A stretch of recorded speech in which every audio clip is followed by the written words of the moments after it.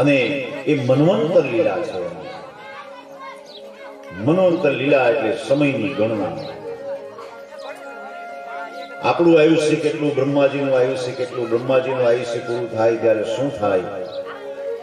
ફરી વખત આદિનારાયણ પરમાત્મા સમગ્ર સૃષ્ટિને પોતાના ઉદરમાં સમેટી નિદ્રાને આધીન થાય. ફરી વખત જ્યારે જાગે, એમની નાભીમાંથી કમળ થાય, કમળમાંથી બ્રહ્માજીની ઉત્પત્તિ થાય. બ્રહ્માજી ફરી વખત પાછું આ સૃષ્ટિનું સર્જન કરે છે. એવી રીતે આખો આ ક્રમ ચાલ્યા. બ્રહ્માજીના આયુષ્યના પણ 100 વર્ષ બતાવ્યા છે. આપણી આયુષ્ય 100 વર્ષ. પણ આપણા જે સમયની જે ગણના છે એમાં અને બ્રહ્માજીની સમયની ગણના છે એમાં બહુ તફાવત છે. બ્રહ્માજીના રાત્રિ અને દિવસ સરખા છે, આપણા રાત્રિ દિવસ સરખા નથી. અત્યારે રાત લાંબી છે, દિવસ ટૂંકો. હવે જ્યારે ઉત્તરાયણ આવશે, મકર સંક્રાંતિ, કાલના દિવસે મકર સંક્રાંતિ છે, એટલે સૂર્યનારાયણ ભગવાન દક્ષિણ ગોળાર્ધમાંથી ઉત્તર ગોળાર્ધમાં પ્રવેશ કરશે. ત્યારે સૂર્યના કિરણો સીધા ધરતી ઉપર પડે છે. અને પછી જેમ જેમ સમય પસાર થાય તેમ સૂર્યનારાયણ ભગવાન એ ઉત્તર દિશાની અંદર ઢળતા જશે. પરિણામે દિવસ લાંબો થશે અને રાત ટૂંકી થઈ જશે. આ ક્રમ છે. એટલે બ્રહ્માજીનું આયુષ્ય અને આપણું આયુષ્ય છે સરખું, પણ એની ગણનામાં બહુ તફાવત છે. તો કયા કયા મન્વંતરની અંદર ભગવાનનો કયો કયો વિશિષ્ટ અવતાર થયો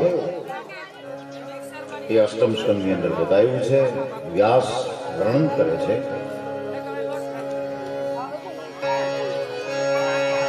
સ્વયંભુવસ્ય ગુરુ વંશોયમ વિસ્તરાચ્યુત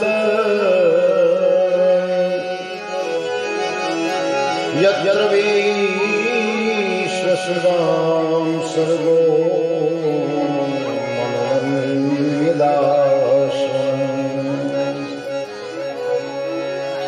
સ્વયંભુવસ્ય ગુરુ. ચાર યુગ બતાવ્યા. કલિયુગના 4,32,000 વર્ષનું પ્રમાણ બતાવ્યું. ત્યાર પછી દ્વાપર યુગના 8,64,000, ત્રેતા યુગના 12,96,000 અને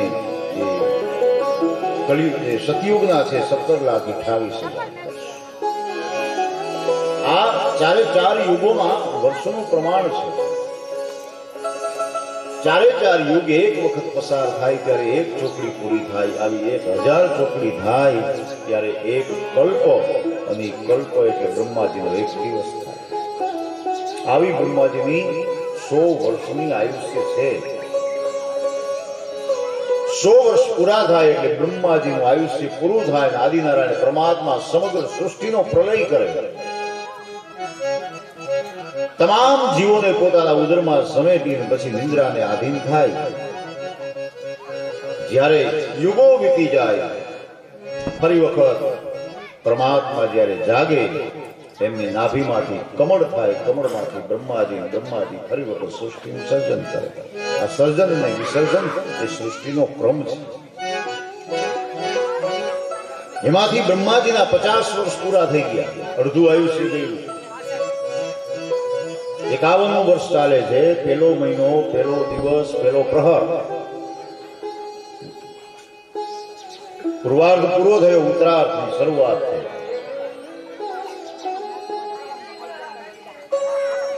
તો આવી રીતે બ્રહ્માજીના 100 વર્ષની આયુષ્ય પૂરી થાય ત્યારે પ્રલય થાય. અને દરેક મન્વંતરની અંદર ભગવાનનો એક વિશિષ્ટ અવતાર હોય છે. ભગવાને દરેક મન્વંતરની અંદર ભગવાનનો એક વિશિષ્ટ અવતાર લીધો છે. તો કયા કયા મન્વંતરની અંદર ભગવાનનો આ વિશિષ્ટ અવતાર થયો એ કથા આપણે આગળ જોવાની છે. પણ પરમ કૃપાળુ પરમાત્માની આ કૃપા દ્વારા આ સૂર્યા પરિવાર દ્વારા આયોજિત ભાગવત કથા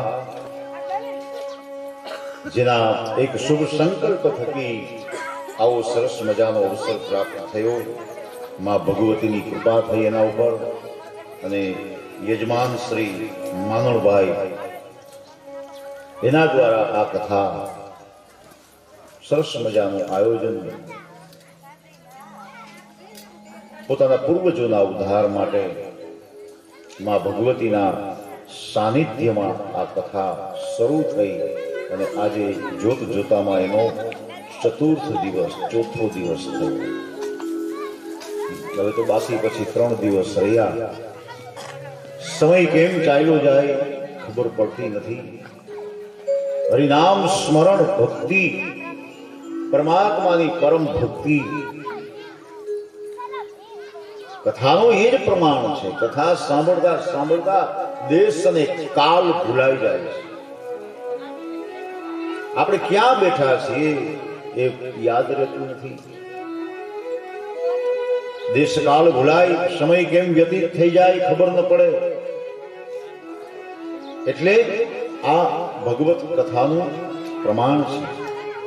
તો આ અવસરે આપ સૌ જ્ઞાતિજનો, જ્ઞાતિના આગેવાન ભાઈઓ, શ્રોતાગણો, શ્રવણ કરવા આવેલા તમામ માતાઓ, બહેનો, વડીલો, બહારથી શ્રવણ કરવા આવેલા પરમ શ્રોતાઓ, આપ સૌને વ્યાસપીઠ ઉપરથી મારા જય શ્રી કૃષ્ણ, જય માતાજી.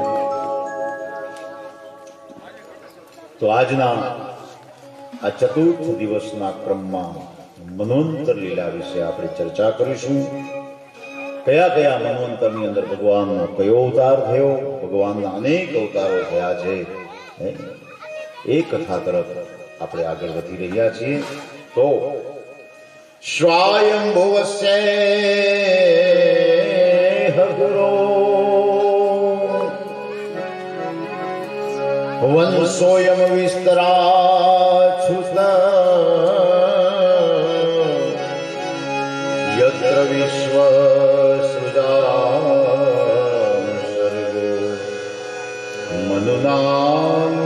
મનુનાસ્મન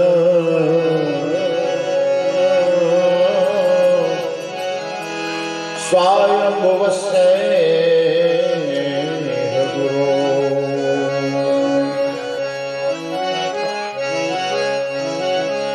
સ્વયંભૂ મન્વંતરમાં ભગવાનનો કપિલાવતાર થયો એવી કથા છે. કાલે આપણે ભગવાન કપિલ ગીતાની અંદર જોયું, માતા દેવહૂતિને જે તત્વજ્ઞાનનો, સાંખ્ય અને યોગનો જે ઉપદેશ કર્યો એ ભગવાન કપિલ અવતાર સ્વયંભૂ મન્વંતરની અંદર થયો છે. દ્વિતીય મન્વંતરની અંદર ભગવાનનો વિભુ નામનો અવતાર થયો. તૃતીય તામસ મન્વંતરની અંદર ભગવાનનો હરિ નામનો અવતાર થયો. હરિ અવતાર,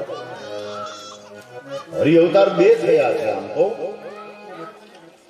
જ્યારે ભક્ત ધ્રુવજી મહારાજ જ્યારે જંગલમાં ગયા તપશ્ચર્યા કરવા અને 6 મહિના સુધીની તપશ્ચર્યા કરી, કઠોર એક પગે, અરે એનાથી આગળ એક જમણા પગના અંગૂઠા ઉપર ઉભા રહી 6 મહિના તપશ્ચર્યા કરી. અને ભગવાન જે પ્રગટ થયા એની પાસે, એની સન્મુખ શંખ, ચક્ર, ગદા, પદ્મ ધારણ કરી અને જે પ્રગટ થયા એ ભગવાનનો હરિ અવતાર. હરિ અવતાર, હરિનો અર્થ થાય છે હરવું, હરણ કરવું. એ ભક્તોના દુઃખને હરી લે છે, એ ભક્તોના દુઃખને ઓછું કરે છે. ઈ હરિ અવતાર. તો એક હરિ અવતાર ત્યાં થયો અને બીજો હરિ અવતાર ગજેન્દ્રનો મોક્ષ કરવા માટે થયો. અષ્ટમ મન્વંતરની અંદર ગજેન્દ્ર મોક્ષની કથા છે. કથા બહુ સમજવા જેવી છે. કથાની અંદર બહુ રહસ્ય, બહુ તત્વ છુપાયેલા છે. ગજેન્દ્ર એટલે કોણ? અહીંયા તો હાથી છે. ગજેન્દ્ર એટલે હાથી અને મગરની કથા છે. કથા બહુ સામાન્ય છે, પણ એનું તત્વ બહુ વિચારવા જેવું છે. એનું અર્થઘટન કરીએ ને ત્યારે ખબર પડે. રૂપક હાથીનું છે. કથા એક વાર્તાના રૂપમાં છે, બસ સમજાવવા માટે કે એક હાથી હતો, સરોવરમાં સ્નાન કરવા પડ્યો, પછી એને મગરે પકડો, છોડાવવાનો પ્રયત્ન કરે, છૂટતો નથી. આવી એક કથા છે. પણ આ માત્ર હાથીની કથા નથી, આ આપણા જીવનની કથા છે. ગજેન્દ્ર મોક્ષની કથા દરેક ઘરમાં અત્યારના સમયે થતી હશે. જીવનો અંતિમ સમય કેવો ભયંકર હોય અને ત્યારે જીવની શું વલે થાય છે, શું દશા થાય છે, એ ગજેન્દ્ર મોક્ષની અંદર બતાવે છે. કથા બહુ સાંભળવા જેવી છે. કથા સાંભળ્યા પછી આપણને ખબર પડશે કે ગજેન્દ્ર બીજું કોઈ નહીં પણ આપણો પોતે ગજેન્દ્ર છે. આ જીવ એ જ ગજેન્દ્ર છે. અહીંયા તો એક રૂપકના અર્થમાં વ્યાસે સમજાવવા માટે બતાવ્યું છે, પણ દરેક જીવની આ પરિસ્થિતિ છે અંત સમયે. તો એ ગજેન્દ્રનો ઉદ્ધાર કરવા માટે ભગવાને જે હરિઅવતાર ધારણ કર્યો એની કથા છે. સુખદેવજી મહારાજ વર્ણન કરે છે કે હે રાજા સાંભળ. નમામિ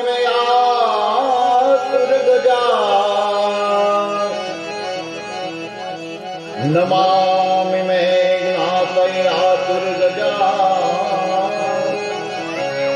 વ્રત કરીશ પ્રભવંતિ ગ્રાહેણ પાસે વિધા તુનાવૃતો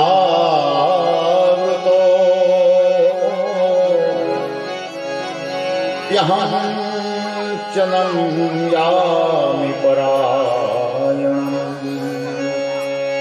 નમામિ મે જ્ઞાતય આતુર ગજા. આતુર શબ્દ અહીંયા આતુર શબ્દ ઉપર બહુ ભાર મૂકવામાં આવ્યો છે વ્યાસે. આતુર એટલે આતુરતા, અંતકાળ, મૃત્યુનો સમય આતુરકાળ કહેવાય છે. ગરુડ પુરાણની અંદર એને આતુરકાળ તરીકે બતાવ્યો છે. મૃત્યુનો સમય હોય ને એ આતુરકાળ છે. એ સમય જીવાત્માની આતુરતા વધી જાય અને એ સમયે કદાચ આતુર કાળમાં જો ભગવાનની ભક્તિ થાય ને તો એ વિશેષ ભક્તિ છે. એના માટે ભગવાનને આવું આતુર કાલે જો આર્તનાદ થાય ને તો. પણ એ સમયે તો શું આપણે કઈ ભગવાનનું નામ તો લઈ શકતા નથી, કારણ કે હોય માળી હોય બાપલિયા, શરીરમાં પીડા થતી હોય, અનેક રોગથી ઘેરાઈ ગયેલા હોય, હાય હાય હાય કરતા હોય, એમાં હરી હરી હરી ક્યારે કરો? એટલે એ સમય તો કઈ હરિના નામનું સ્મરણ થઈ શકતું નથી. પણ આતુર કાળ દ્વારા જો પરમાત્માને યાદ